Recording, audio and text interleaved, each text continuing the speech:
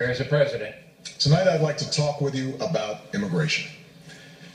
For more than 200 years, our tradition of welcoming immigrants from around the world has given us a tremendous advantage over other nations.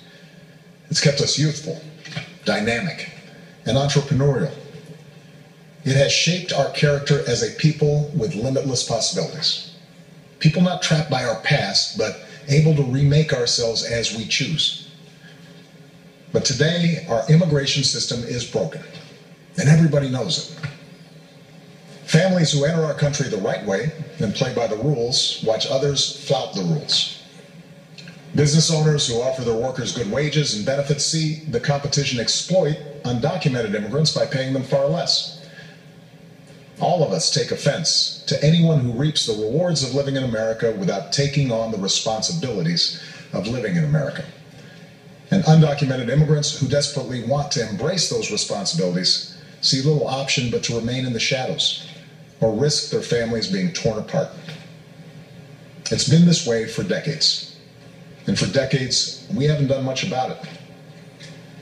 When I took office, I committed to fixing this broken immigration system. And I began by doing what I could to secure our borders. Today, we have more agents and technology deployed to secure our southern border than at any time in our history. And over the past 6 years, illegal border crossings have been cut by more than half. Although this summer there was a brief spike in unaccompanied children being apprehended at our border, the number of such children is now actually lower than it's been in nearly 2 years. Overall, the number of people trying to cross our border illegally is at its lowest level since the 1970s. Those are the facts. Meanwhile, I worked with Congress on a comprehensive fix. And last year, 68 Democrats, Republicans, and independents came together to pass a bipartisan bill in the Senate. It wasn't perfect. It was a compromise. But it reflected common sense. It would have doubled the number of Border Patrol agents while giving undocumented immigrants a pathway to citizenship if they paid a fine, started paying their taxes, and went to the back of the line. And independent experts said that it would help grow our economy and shrink our deficits. Had the House of Representatives allowed that kind of bill a simple yes or no vote, it would have passed with support from both parties. And today it would be the law. But for a year and a half now, Republican leaders in the House have refused to allow that simple vote. Now, I continue to believe that the best way to solve this problem is by working together to pass that kind of common sense law. But until that happens, there are actions I have the legal authority to take as president, the same kinds of actions taken by Democratic and Republican presidents before me, that will help make our immigration system more fair and more just. Tonight, I'm announcing those actions. First, we'll build on our progress at the border with additional resources for our law enforcement personnel so that they can stem the flow of illegal crossings and speed the return of those who do cross over. Second, I'll make it easier and faster for high-skilled immigrants, graduates, and entrepreneurs to stay and contribute to our economy, as so many business leaders have proposed. Third, we'll take steps to deal responsibly with the millions of undocumented immigrants who already live in our country. I want to say more about this third issue because it generates the most passion and controversy. Even as we are a nation of immigrants, we're also a nation of laws. Undocumented workers broke our immigration laws, and I believe that they must be held accountable, especially those who may be dangerous. That's why over the past 6 years, deportations of criminals are up 80%. And that's why we're going to keep focusing enforcement resources on actual threats to our security. Felons, not families. Criminals, not children. Gang members, not a mom who's working hard to provide for her kids. We'll prioritize, just like law enforcement does every day. But even as we focus on deporting criminals, the fact is millions of immigrants in every state, of every race and nationality, still live here illegally. And let's be honest, tracking down, rounding up, and deporting millions of people isn't realistic. Anyone who suggests otherwise isn't being straight with you. It's also not who we are as Americans. After all, most of these immigrants have been here a long time. They work hard, often in tough, low-paying jobs. They support their families. They worship at our churches. Many of their kids are American-born or spent most of their lives here. And their hopes, dreams, and patriotism are just like ours. As my predecessor, President Bush, once put it, they are a part of American life. Now, here's the thing. We expect people who live in this country to play by the rules. We expect that those who cut the line will not be unfairly rewarded. So we're going to offer the following deal. If you've been in America for more than 5 years, if you have children who are American citizens or legal residents, if you register, pass a criminal background check, and you're willing to pay your fair share of taxes, you'll be able to apply to stay in this country temporarily without fear of deportation. You can come out of the shadows and get right with the law. That's what this deal is. Now let's be clear about what it isn't. This deal does not apply to anyone who has come to this country recently. It does not apply to anyone who might come to America illegally in the future. It does not grant citizenship or the right to stay here permanently or offer the same benefits that citizens receive. Only Congress can do that. All we're saying is we're not going to deport you. I know some of the critics of this action call it amnesty. Well, it's not. Amnesty is the immigration system we have today. Millions of people who live here without paying their taxes or playing by the rules, while politicians use the issue to scare people and whip up votes at election time. That's the real amnesty, leaving this broken system the way it is. Mass amnesty would be unfair. Mass deportation would be both impossible and contrary to our character.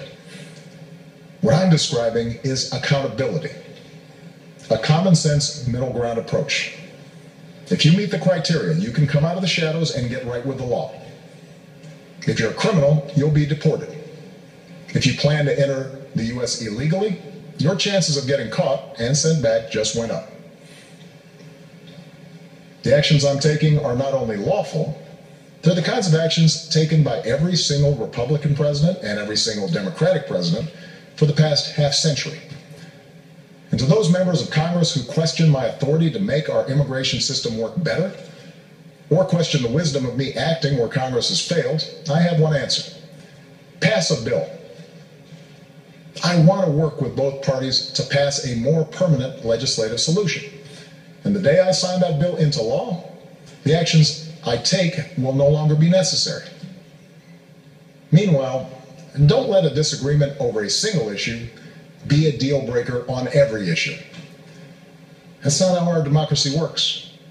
And Congress certainly shouldn't shut down our government again just because we disagree on this. Americans are tired of gridlock. What our country needs from us right now is a common purpose, a higher purpose.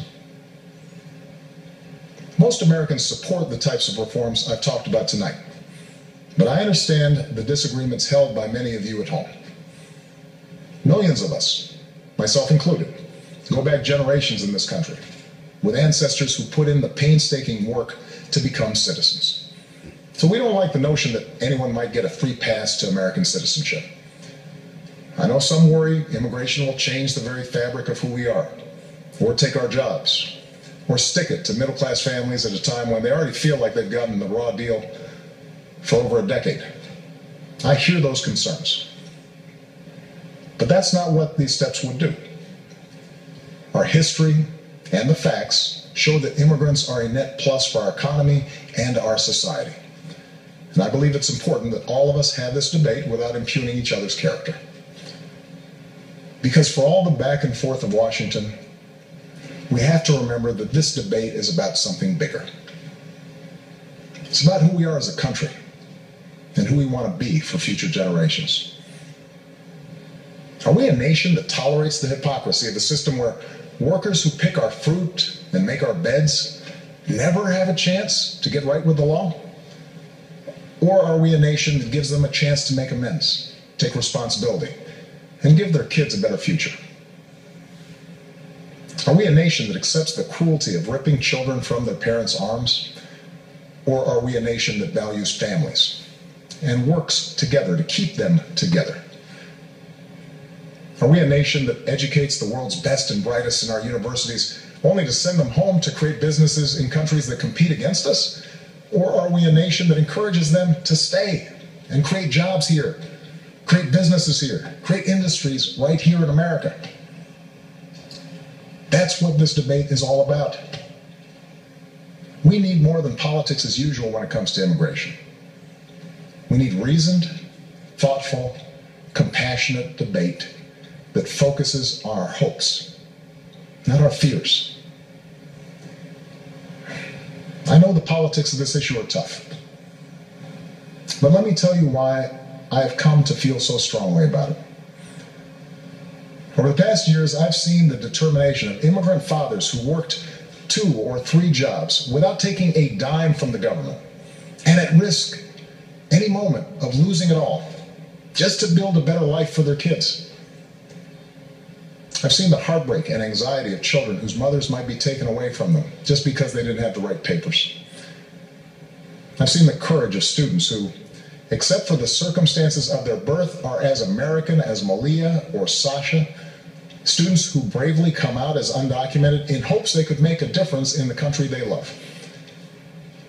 These people, our neighbors, our classmates, our friends, they did not come here in search of a free ride or an easy life.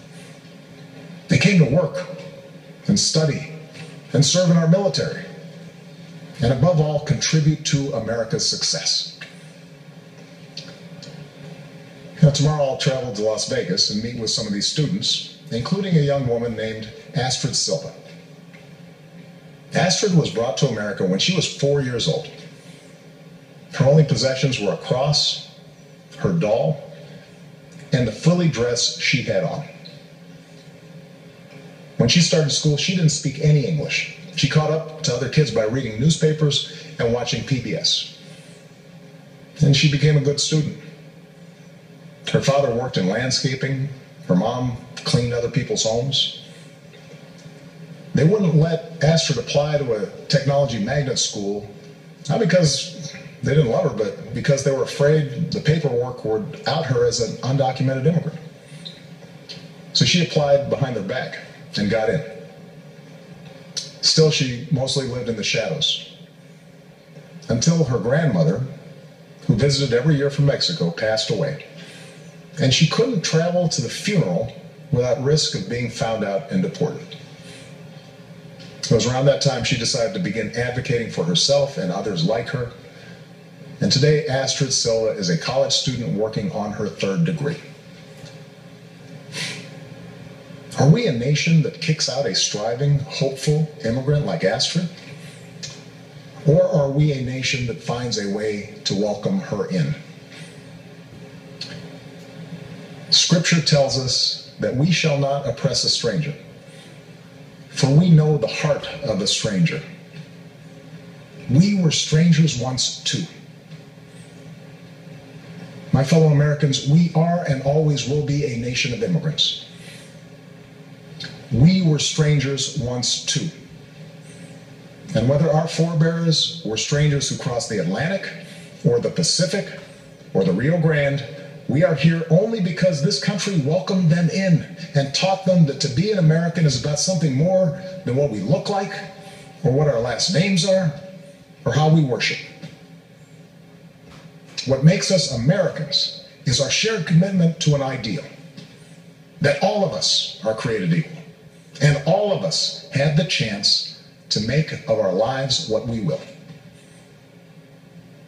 That's the country our parents and grandparents and generations before them built for us. That's the tradition we must uphold. That's the legacy we must leave.